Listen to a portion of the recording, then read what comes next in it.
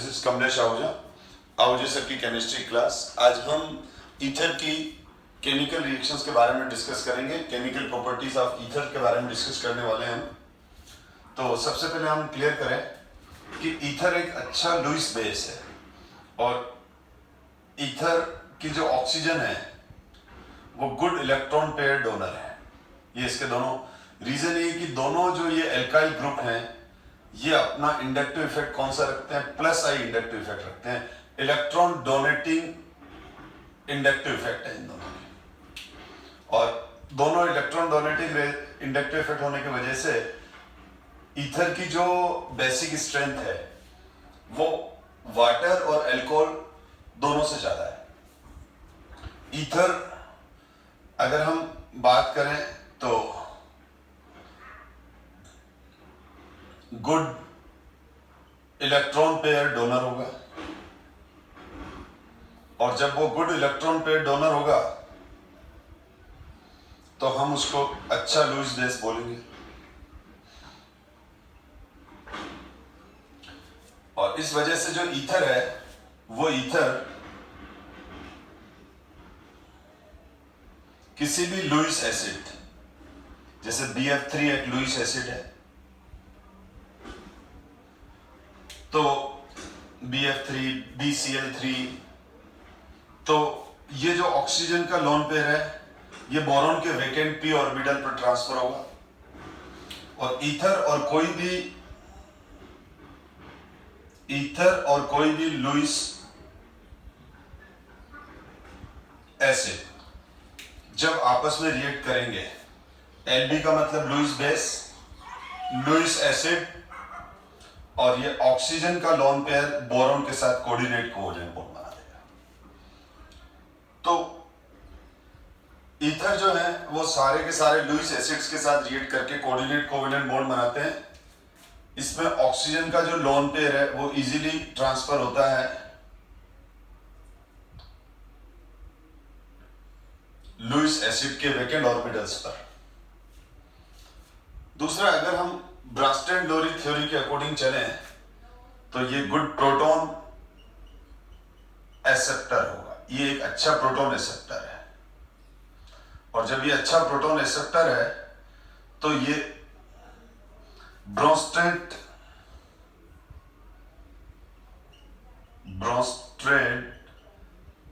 Base हुआ, क्योंकि ब्रोंस्टेड-लोरी theory के अकॉर्डिंग जो प्रोटॉन डोनर होते हैं, H+ डोनर होते हैं, वो एसिड, और जो H+ गेन करते हैं, लेते हैं, एक्सेप्ट करते हैं, उनको हम बेस बोलते हैं। तो ये किसी भी मिनरल एसिड से जब रिएक्ट करेगा ईथर, या लिख लेते हैं हम ईथर के बारे में। तो जैसे ये ईथर है और यहां पर ईथर की जो ऑक्सीजन है वो किसी भी, अब ये H+ HCl का भी हो सकता है, HBr का भी, HI का, HNO3 का, H2SO4 का, किसी भी मिनरल एसिड का हो सकता है, और ये रिएक्ट करेगा और ये प्रोटोनेटेड ईथर बन जाएगा। This is protonated ether.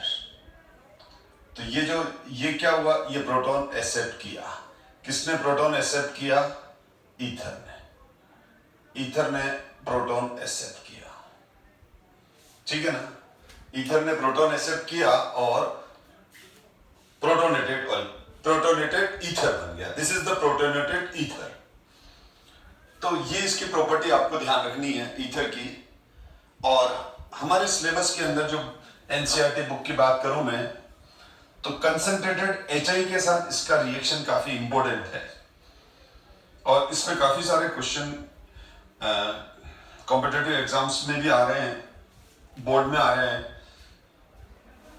तो आप देखो, इसको मैं आपको कंसंट्रेटेड HI के साथ ईथर कैसे रिएक्ट करता है मैं इसको डिस्कस कर रहा हूं।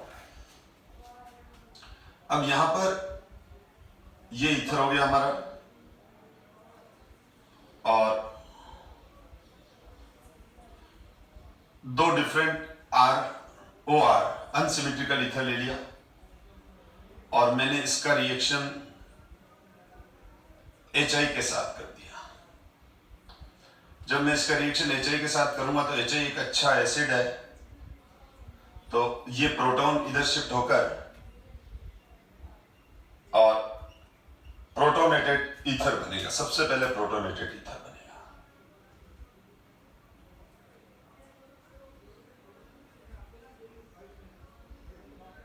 तो ये प्रोटोनेटेड ईथर बनेगा। This is protonated ether.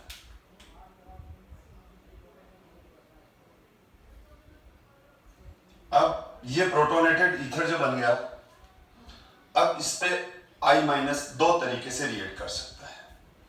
अब यहां पर रिएक्शन के दो पाथ हो जाते हैं।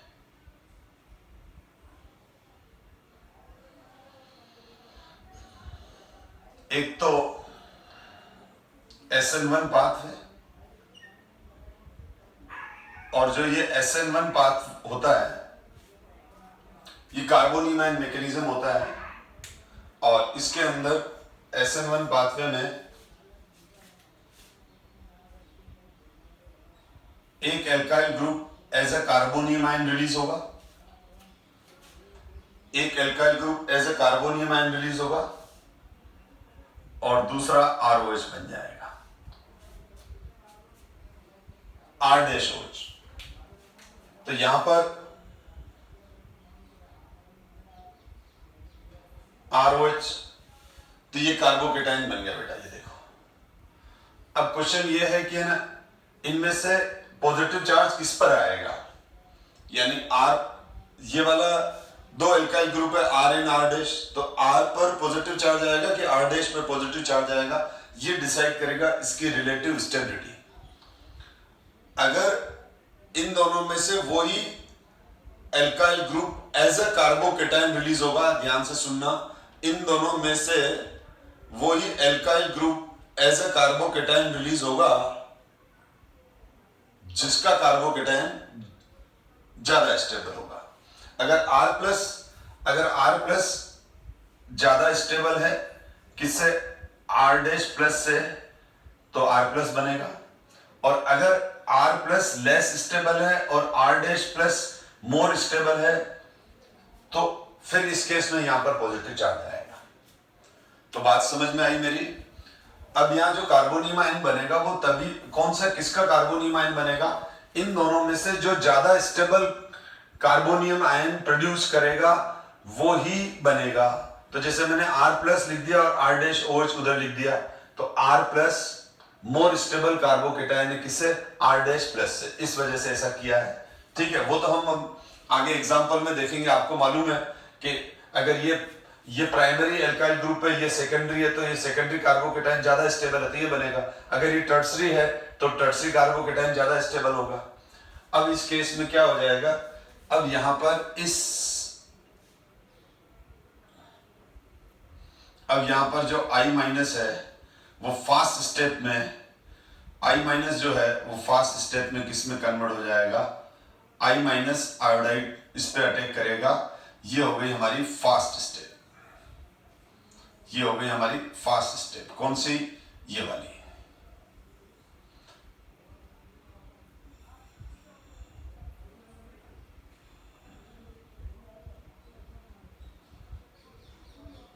ये फास्ट स्टेप हो गई।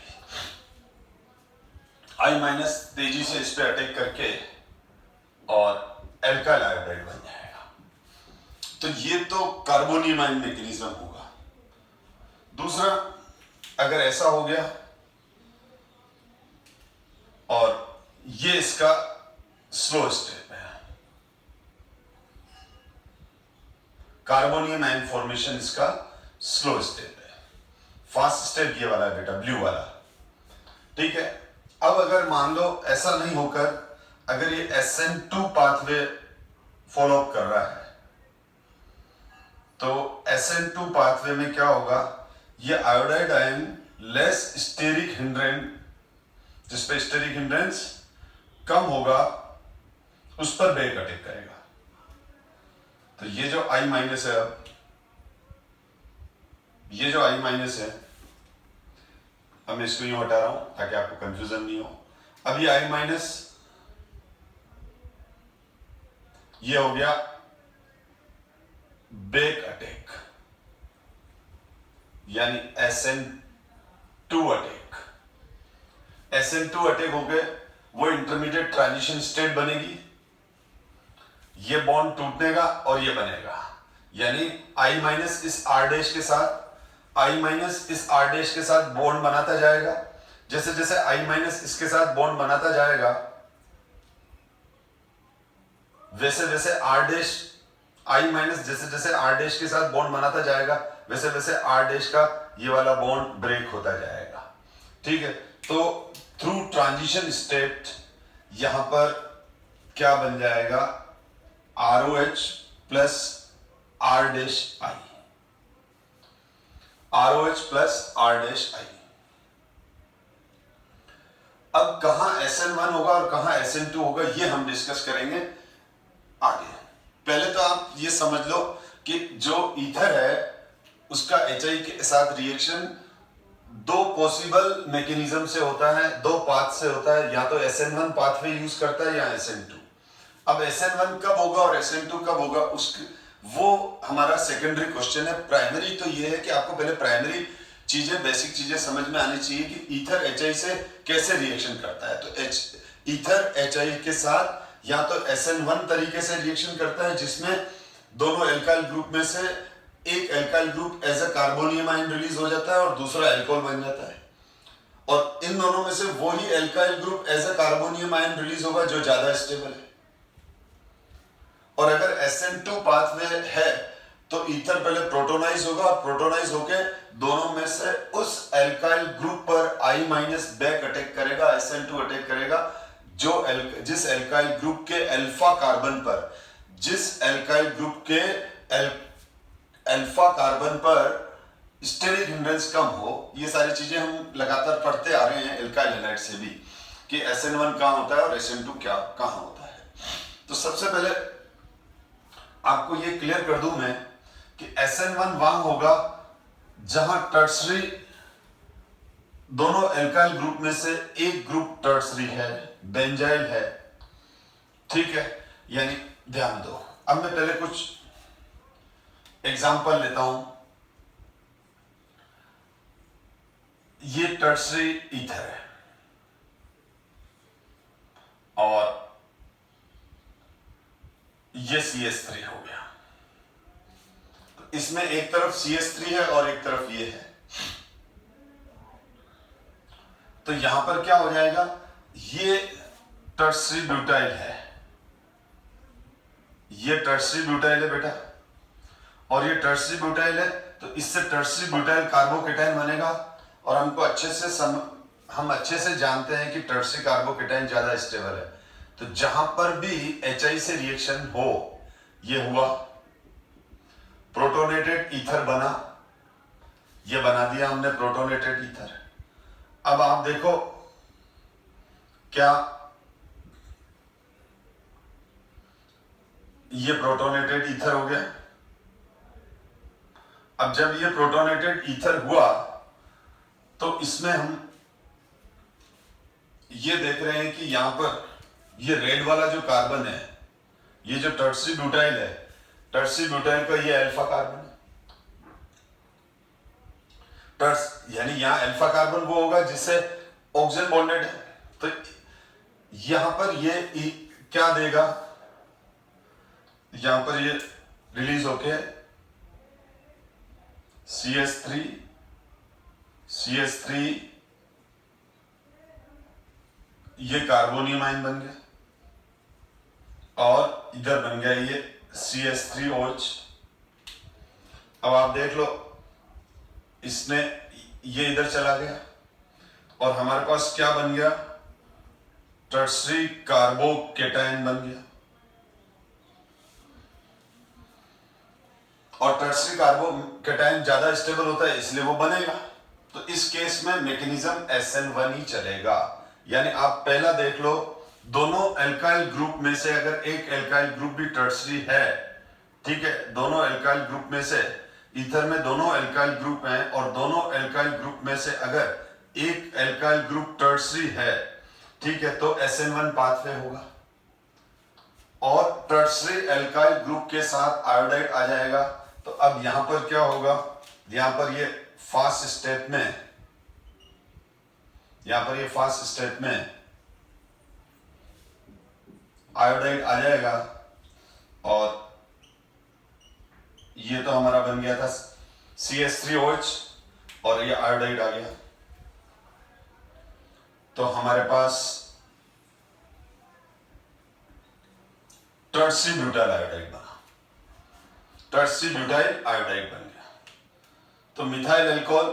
तो अब अगर हम आपसे कोई पूछे कि इससे रिएक्शन होगा तो क्या प्रोडक्ट मिलेगा, तो इसका रिएक्शन होगा तो हमारे पास जो प्रोडक्ट आएगा वो आएगा tertiary butyl iodide plus CH3OH, ये रिएक्शन हुआ। तो समझ में आया कि ईथर के साथ जब क्या होगा, ईथर के साथ जब HI का रिएक्शन हो रहा है बेटा, और उनमें से एक एल्काइल ग्रुप क्या है, उसमें से अगर उनमें से एक एल्काइल ग्रुप टर्सरी है तो इस केस के अंदर क्या हो जाएगा, जो रिएक्शन होगा वो SN1 पाथवे हो जाएगा। वो कौन सा हो जाएगा बेटा, SN1 पाथवे हो जाएगा। ठीक है। अब ये CH3 है, कुछ स्टूडेंट बोल रहे हैं सर वो कट गया, तो अब थोड़ा सा ध्यान रख लो बेटा, मैंने तो पूरा समझा दिया, लेकिन ये तो मालूम ही है यहाँ CH3 है, तो ये भी CH3 चल रहा है, ठीक है ना, ये CH3 है, ये यूं ले लेता हूं मैं, ये देखो बेटा, आई थिंक दिख गया होगा ये, ठीक है। तो एक टर्सरी होगा तो ये हो जाएगा, और ये H+ इस पे अटैक कर रहा है, ये H+ ने इस पे अटैक करके प्रोटोनेटेड एल्कोहल बना दिया। और भी एग्जांपल देखते हैं, SN1 के पहले कुछ एग्जांपल देखते हैं, फिर हम SN2 की तरफ आएंगे। तो आपने पहला पॉइंट तो ये सीख लिया कि अगर दोनों एल्काइल ग्रुप में से अगर एक एल्काइल ग्रुप टर्सरी है तो SN1 होगा। अब देखो, आप दूसरा एग्जांपल ले रहा हूं मैं, यहां पर ये बेंजाइल है और यहां पर अब कोई भी एल्काइल ग्रुप हो, कोई भी हो, लेकिन यहां पर ये कौन सा ग्रुप है, this is the benzyl group.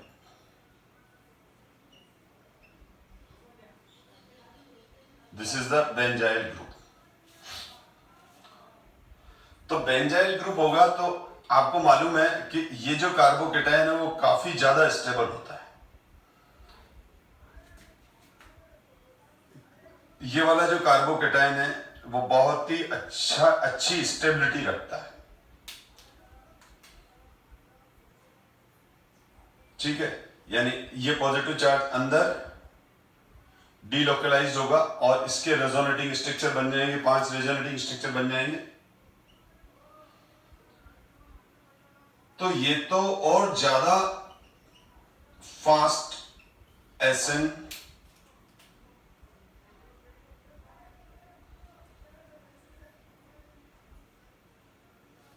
ये और ज्यादा फास्ट SN1 देगा। यानी बेंजाइल ग्रुप होते ही कंफर्म हो गया कि ये SN1 देगा, फिर भले ये एल्काइल ग्रुप कोई भी हो। अब SN1 देगा तो पॉजिटिव चार्ज यहां आएगा, यानी जब हम HI का रिएक्शन करेंगे इससे, तो ये जो प्रोटोनेटेड एल्कोहल बनेगा, सॉरी प्रोटोनेटेड ईथर बनेगा, तो प्रोटोनेटेड ईथर, ये प्रोटोनेटेड ईथर बनेगा और ये प्रोटोनेटेड ईथर बनकर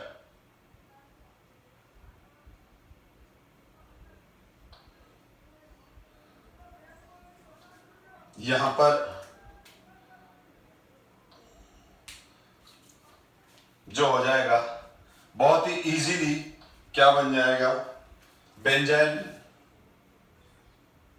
कार्बोकेटायन और इस बेंजाइल कार्बोकेटायन पर फिर रिएक्ट करेगा ROH। अब ये कोई भी एल्काइल ग्रुप हो, CH3 हो चाहे C2H5, इवन देन ये टर्सरी हो तो भी यही बनेगा। यानी ये एल्काइल ग्रुप कुछ भी हो सकता है, अगर ये टर्सरी एल्काइल ग्रुप हो तो भी यही बनेगा, क्योंकि टर्सरी कार्बोकेटाइन और बेंजाइल कार्बोकेटाइन, ठीक है ना। सपोज करो ये एल्काइल ग्रुप ये वाला है, ठीक है, मैं लिख के बता देता हूं, ठीक है ना। तो पहले तो इस रिएक्शन को कंप्लीट, अब ये फास्ट स्टेप में यहां अटैक करेगा, ये फास्ट, और यहां पर क्या बन जाएगा, CH2I, बेंजाइल आयोडाइड बन जाएगा। अब अगर ये एल्काइल ग्रुप टर्सरी भी है, अगर ये वाला एल्काइल ग्रुप है तो भी प्रोडक्ट, अगर ये वाला एल्काइल ग्रुप है, इसकी जगह अगर मैं क्या करूं, इसकी जगह मैंने ये ले लिया बेटा, ध्यान देना।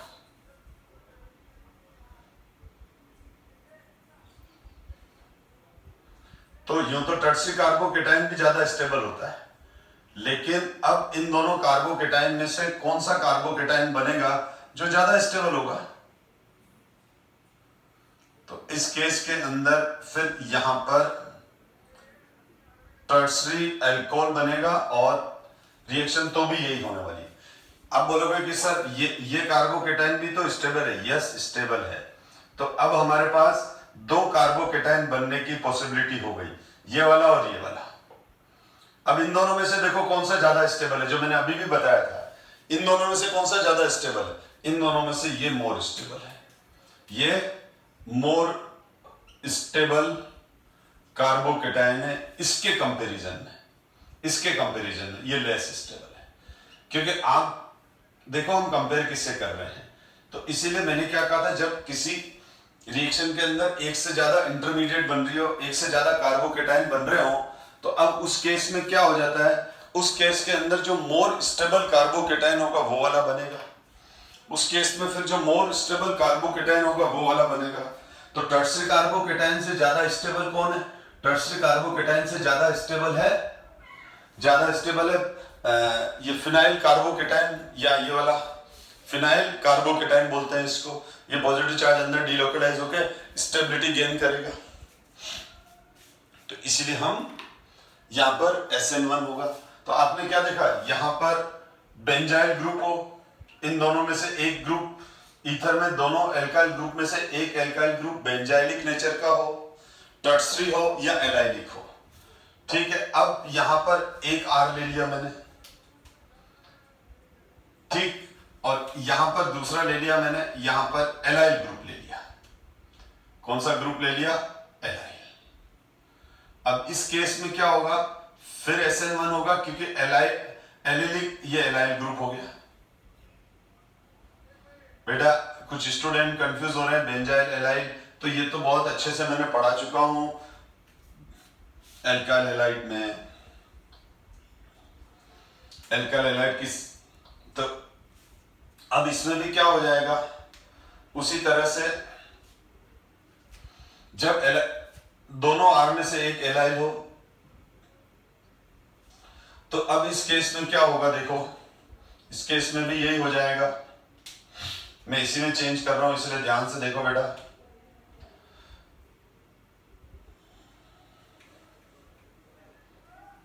ये CH2 डबल बॉन्ड CH,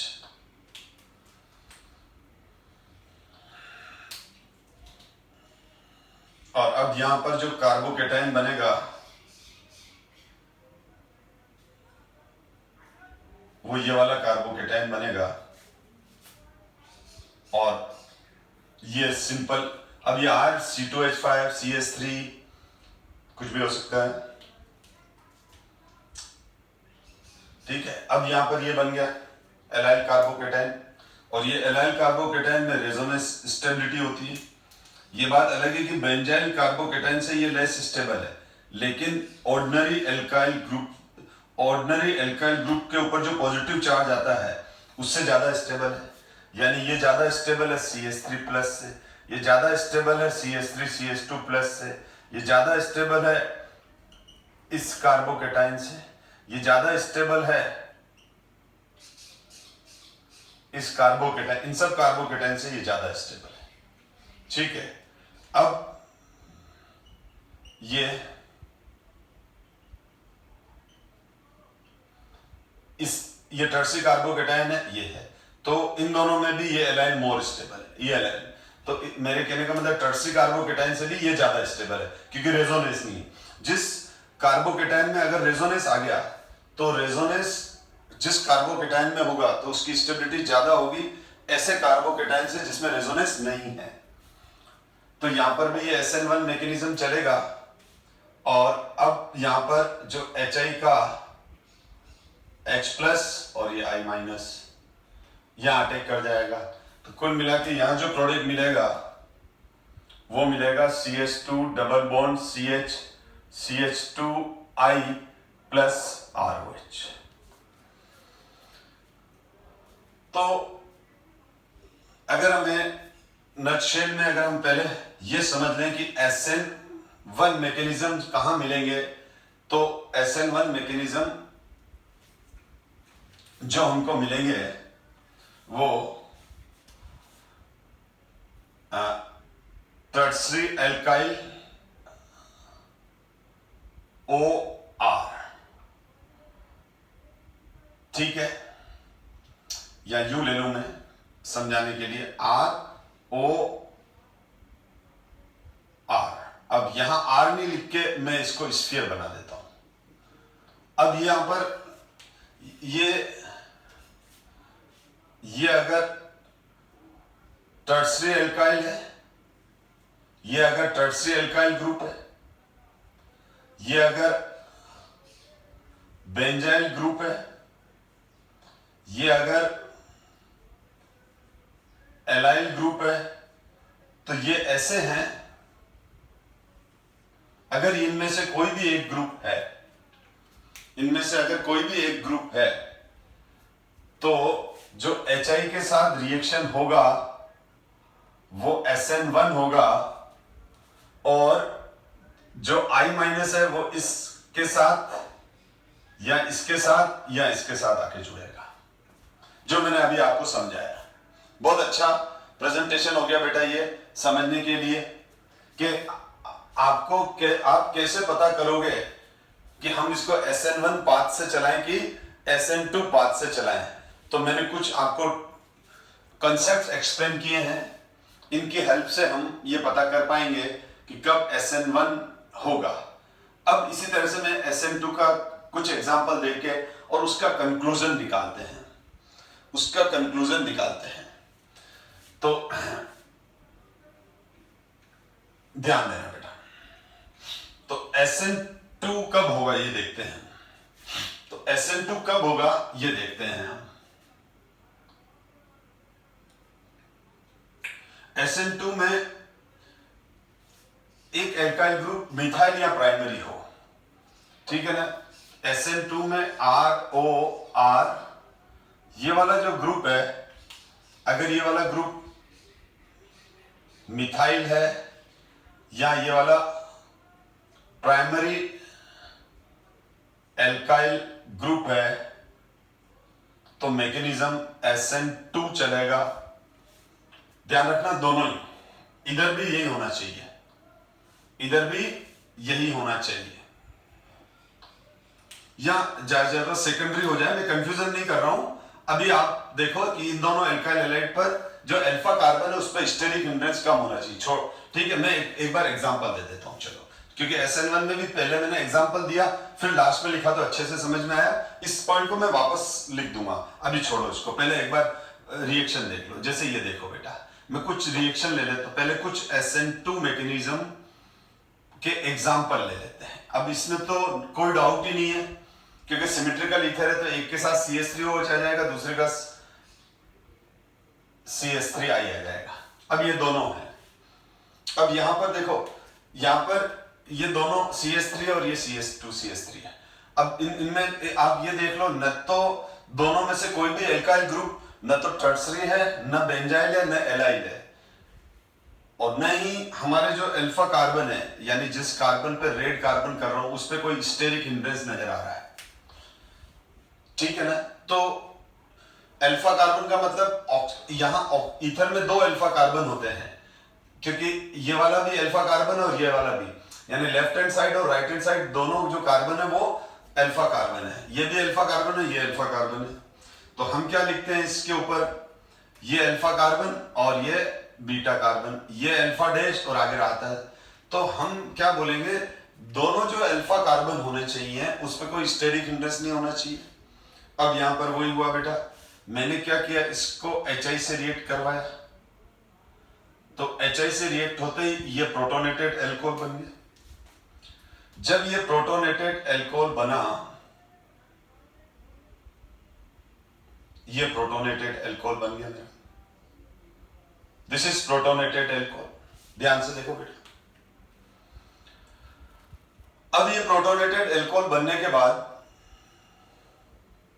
ये आयनाइज नहीं होगा, क्योंकि न तो टर्शियरी कार्बोकेटाइन इससे जनरेट होने वाला है, न कोई एलाइल कार्बोकेटाइन जनरेट होने वाला है, न ही कोई फिनाइल कार्बोकेटाइन जनरेट होने वाला है, कोई स्टेबल कार्बोकेटाइन जनरेट होने वाला नहीं है। तो यहां पर अब यहां पर I माइनस, इसकी ये स्लो स्टेप यही होगी अब, क्योंकि बैक अटैक होगा, और अब I जो कुछ करना है वो इस आयोडाइड को करना है। अब आयोडाइड के पास दो अल्फा कार्बन है, सॉरी आयोडाइड के पास दो ऑप्शन है, अल्फा कार्बन और अल्फा डैश कार्बन। तो मेजर अटैक कहां हो जाएंगे, यहां हो जाएंगे, क्योंकि ये ज्यादा, अब आप देख लो, अल्फा कार्बन और alpha dash carbon, alpha carbon और alpha dash carbon, alpha carbon और अल्फा डैश कार्बन, कौन सा कार्बन पे स्टेरिक हिंड्रेंस कम है, अल्फा डैश पर। तो I माइनस इस केस में उस अल्फा कार्बन के साथ जुड़ेगा जिस कार्बन पर स्टेरिक हिंड्रेंस कम होगा। तो यहां जो प्रोडक्ट मिलने वाला है वो CH3I CH3 CH2OH ये बनेगा बेटा। तो हम इस तरह से ये आइडेंटिफाई कर लेंगे कि अब यहां पर अगर मैं एग्जाम्पल चेंज कर लूं मैं, तो जैसे मैंने ये एग्जाम्पल ले लिया,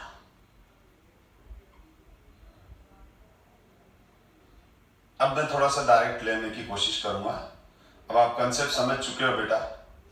अब यहां पर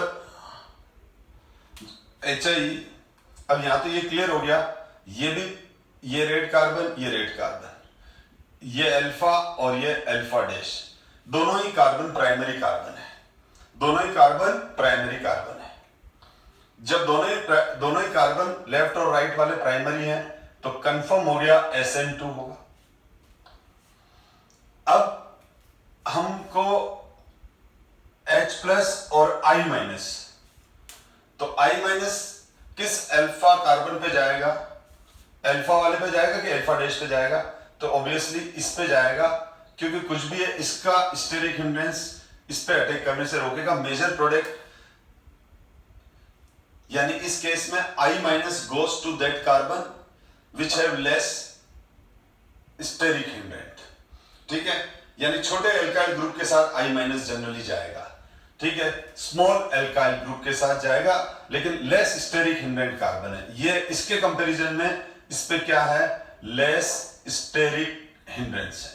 आप ध्यान रखो, स्टेरिक हिंड्रेंस को ही, स्टेरिक हिंड्रेंस ही कंसेप्ट है कि यहाँ स्टेरिक हिंड्रेंस कम है, तो यहां पर जो प्रोडक्ट बन जाएगा अब इस केस में, तो CH3 CH2OH and CH3 CH2I ये बन जाएगा।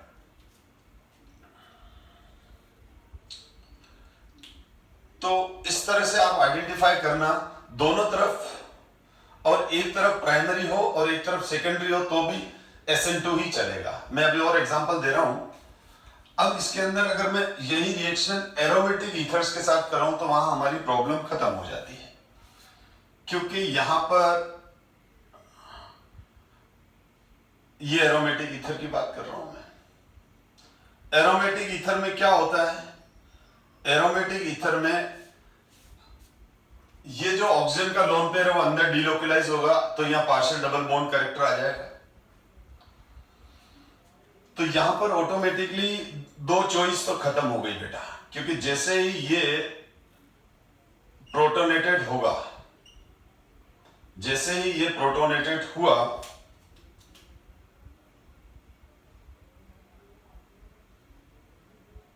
जैसे ही ये क्या हुआ, प्रोटोनेटेड हुआ, और प्रोटोनेटेड होते ही अब बॉन्ड तो यही टूटना है किसी भी हालत में। ये बॉन्ड तो क्या है, more strong bond, having high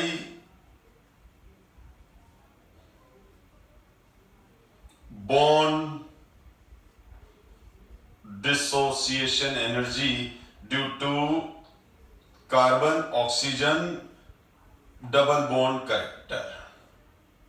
तो यहां चॉइस ही खत्म है बेटा, यहां आपको कुछ सोचने की जरूरत ही नहीं है। हमेशा एरोमेटिक रिंग के साथ जुड़ने वाला एलिमेंट मजबूती से जुड़ जाता है, क्योंकि उसमें डबल बॉन्ड कैरेक्टर आ जाता है। अगर R की वैल्यू CH3 है बेटा, तो CH3OH बना दो। R की वैल्यू CH3CH2 है, तो CH3CH2OH इथेनॉल बन जाएगा।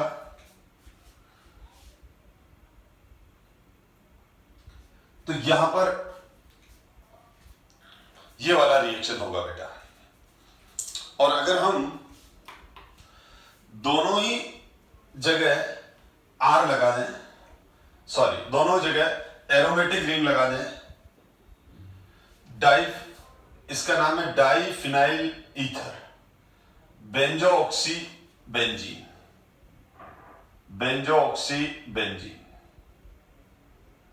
तो अब HI का रिएक्शन जब होगा, तो आप बताइए क्या प्रोडक्ट बनेगा, बताइए क्या प्रोडक्ट बनेगा बेटा,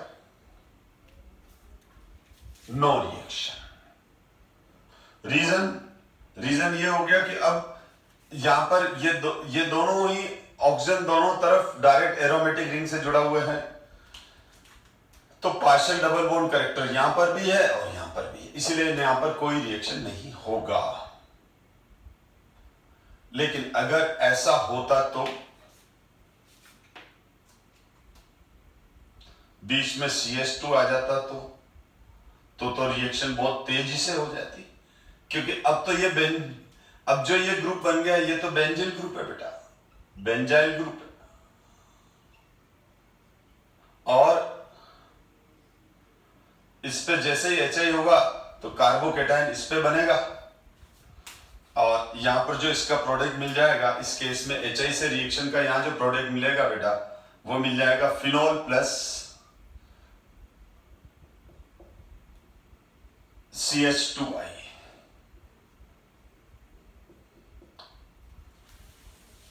पॉजिटिव चार्ज यहां आएगा, ये कार्बो, और ये मैकेनिज्म चल जाएगा SN1, इसमें ये वाला आयोनाइज होकर बन जाएगा carbonium ion, benzyl carbonium ion. क्योंकि मैंने क्या कहा, आप तो सीधा है, बढ़िया ट्रिक याद रख लो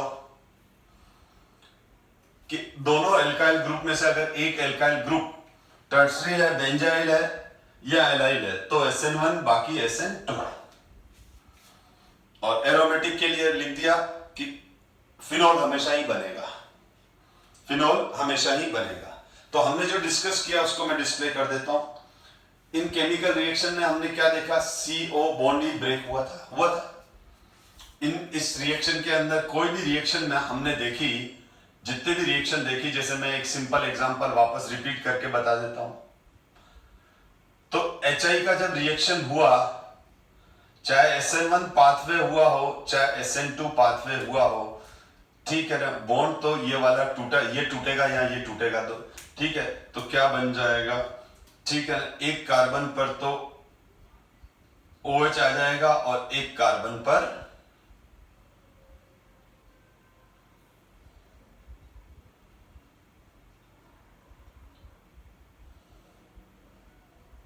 CH3OH और CH3। तो यहां जब HI का रिएक्शन हो रहा है तो CO बॉन्ड ब्रेक हो रहा है। हमने अभी देख लिया ये वाला रिएक्शन भी, concentrate the reaction of an ether with concentrated HI in case of anisole. अब आप ये खुद ही रीड कर लो, ठीक है ना। ये मैंने जो पढ़ा दिया, यानी एरोमेटिक ईथर, एनिसोल का फॉर्मूला क्या होता है? एनिसोल का फॉर्मूला ये होता है, दिस इज एनिसोल। तो इसमें ये कह रहा है कि बॉन्ड ये वाला ही ब्रेक होगा और HI में I इधर आ जाएगा और H इधर आ जाएगा।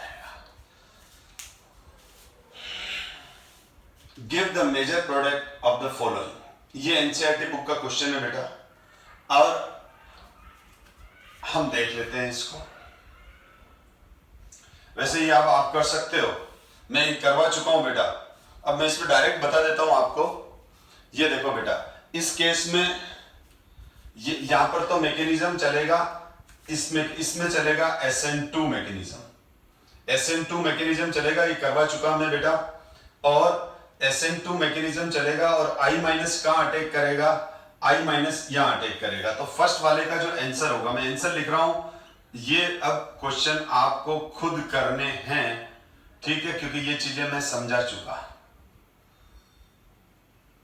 लेस स्टेरिक हिंड्रेंस कार्बन पर यहां पर I माइनस अटैक करेगा। इसके अंदर ये बेंजाइल है, तो ये तो फर्स्ट का आंसर हो गया। फिर थर्ड लिखा हुआ है, ये थर्ड लिखा हुआ है, तो थर्ड के अंदर जो बनेगा वो ये बनेगा, जो अभी बेंजाइल है, ये SN1 मैकेनिज्म से चलेगा और फिनॉल बन जाएगा साथ में।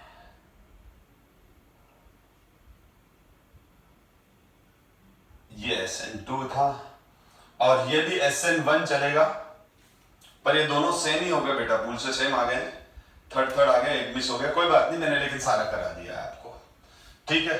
अब हमारा इस चैप्टर का लास्ट टॉपिक है, जो सिंपल सा है, 10 मिनट का है, इलेक्ट्रोफिलिक सब्स्टिट्यूशन रिएक्शन।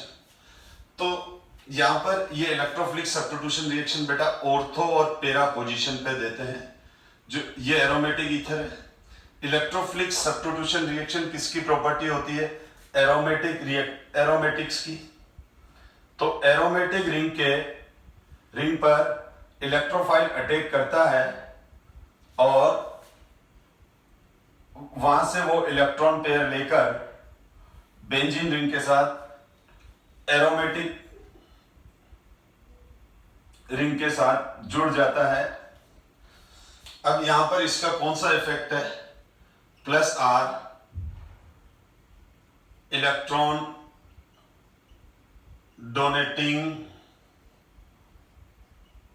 रेजोनेंस। तो ये मैं थोड़ा सा फास्ट ले रहा हूं क्योंकि हम पढ़ चुके हैं बेटा ये सब।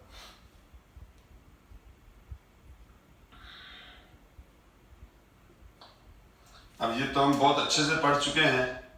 ये अंदर जाएगा, ये इधर आ जाएगा, ये नेगेटिव चार्ज, ये डबल बॉन्ड, ये प्लस आ जाएगा। फिर ये वापस इधर बॉन्ड जाएगा, ये नेगेटिव चार्ज, ये प्लस आ जाएगा। और फिर ये वाला बॉन्ड इधर आ जाएगा। फिनॉल में, क्लोरोबेंजीन में देख देख के आप भी थक गए हो और मैं भी लिख लिख के थक गया हूं, क्योंकि एक ही चीज को बार बार रिपीटेशन है ऑर्डिंग में। तो देख लो, ऑर्थो और पेरा कार्बन पर क्या आ रहा है? ऑर्थो और पेरा कार्बन पर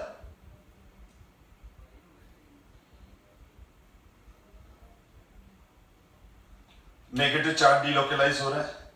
ये पांचों रेजोनेटिंग स्ट्रक्चर है इसके, first, second, third, fourth, fifth, और यहां पर ये हो गया इसका रेजोनेटिंग हाइब्रिड, जिससे हम ये पता करेंगे कि आने वाला इलेक्ट्रोफाइल कहां अटैक करेगा। तो ये जो रेजोनेटिंग हाइब्रिड है, ये हमको क्लियर कर रहा है कि ऑर्थो और पेरा कार्बन पर पार्शियल नेगेटिव चार्ज आ गया है, यानी आने वाला इलेक्ट्रोफाइल ऑर्थो और पेरा कार्बन पर अटैक करेगा। आने वाला इलेक्ट्रोफाइल किस पे अटैक करेगा? ऑर्थो और पेरा कार्बन पर अटैक करेगा। और साथ में एक बात और क्लियर है कि ये इलेक्ट्रॉन डोनेटिंग रेजोनेंस होने की वजह से एरोमेटिक एरोमेटिक ईथर की जो ये एरोमेटिक रिंग है इसकी इलेक्ट्रॉन डेंसिटी बढ़ गई, तो मैं यहां ये कहूंगा कि यहां जो OR ग्रुप है बेटा, यहां जो OR ग्रुप है, ये OR ग्रुप रिंग को एक्टिव करता है, रिंग को एक्टिव करता है किसके टूवर्ड्स, इलेक्ट्रोफाइल को। This group is active acting and ortho para directing. This group is अब इसके अंदर ये सारी रिएक्शन हम पहले ही पढ़ चुके हैं बेटा। अगर मैं क्लोरीनेशन करूं Cl2 इन प्रेजेंस AlCl3, तो ऑर्थो और पैरा पोजीशन पर क्या आ जाएगा, Cl। मेजर प्रोडक्ट आपको मालूम है, पैरा बनता है ऑर्थो पर स्टेरिक हिंड्रेंस की वजह से, तो ऑर्थो क्लोरो और पैरा क्लोरो। अगर ये एनिसोल है तो ऑर्थो आर की वैल्यू मैंने आपको बार बार बता रखी है, आर की वैल्यू CH3 है तो इसको एनिसोल कहा जाएगा। और अगर आर की वैल्यू C2H5 है तो इसको फेनिटोल कहा जाएगा। तो ऑर्थो क्लोरो और पैरा क्लोरो एनिसोल हो जाएगा या फेनिटोल हो जाएगा, डिपेंडिंग अपॉन। फिर इसमें यह आ गया फ्रीडेल-क्राफ्ट एल्काइलेशन।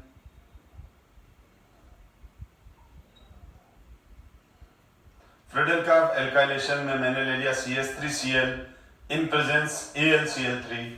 तो फ्रीडेल-क्राफ्ट एल्काइलेशन में क्या हो जाएगा, CH3 प्लस अटैक करेगा ऑर्थो और पैरा पोजीशन पर, तो ortho methyl and para methyl anisole या फेनिटोल बन जाएंगे। बाय प्रोडक्ट HCl निकल जाएगा। तो ये CH3Cl इन प्रेजेंस AlCl3 हो गया, फ्रीडेल-क्राफ्ट एल्काइलेशन। और अगर मैं फ्रीडेल-क्राफ्ट एसाइलेशन की बात करूं, फ्रीडेल-क्राफ्ट एसाइलेशन की बात करूं, तो मैं लूंगा CH3 COCl in presence AlCl3। तो यहां पर जो ग्रुप शिफ्ट होगा वो ये ग्रुप होगा जिसमें मैंने ब्लू स्फीयर कर दिया। इस ग्रुप को हम एसाइल ग्रुप कहते हैं, और ये एसाइल ग्रुप इस CH3 की जगह एसाइल आ जाएगा, इस CH3 की जगह क्या आ जाएगा, एसाइल ग्रुप आ जाएगा। तो ऑर्थो और पैरा पे आएगा। इसी तरह से अगर मैं कंसंट्रेटेड HNO3 प्लस H2SO4 से इसका नाइट्रेशन करूंगा, तो अब ये इनको मैं ज्यादा डिटेल में इसलिए नहीं ले रहा हूं क्योंकि ये सारा डिटेल डिस्कशन बार बार एल्काइल हैलाइड, एराइल हैलाइड में, हेलो एल्केन्स में, क्लोरोबेंजीन में, फिनोल में, इन सारे रिएक्शंस को मैंने अच्छे से डिस्कस कर रखा है। कंसंट्रेटेड H2SO4 और HNO3 है तो यहां पर नाइट्रेशन हो जाएगा, और नाइट्रेशन के अंदर ऑर्थो नाइट्रो और पैरा नाइट्रो एनिसोल या फेनिटोल बनेंगे। मैं यहां लिख देता हूं नाइट्रेशन। तो नाइट्रेशन में हम क्या करते हैं, कंसंट्रेटेड H2SO4 और HNO3 यूज करेंगे, और ऑर्थो और पैरा पोजीशन पर NO2 आ जाएगा।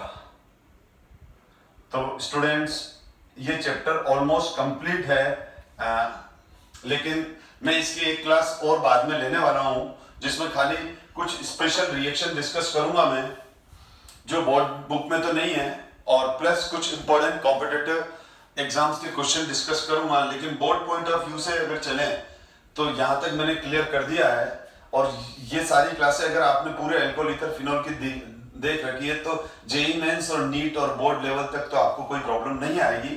फिर भी मैं एक एडिशनल क्लास कुछ इंपॉर्टेंट क्वेश्चंस और इंपॉर्टेंट कंसेप्ट के साथ अल्कोहल ईथर फिनोल की लूंगा मैं। और लेकिन जो बोर्ड प्रिपरेशन कर रहे हैं उनको तो इससे ज्यादा आगे जाने की जरूरत ही नहीं है, ठीक है ना। तो thank you so much my dear student, हम नेक्स्ट क्लास में मिलते हैं।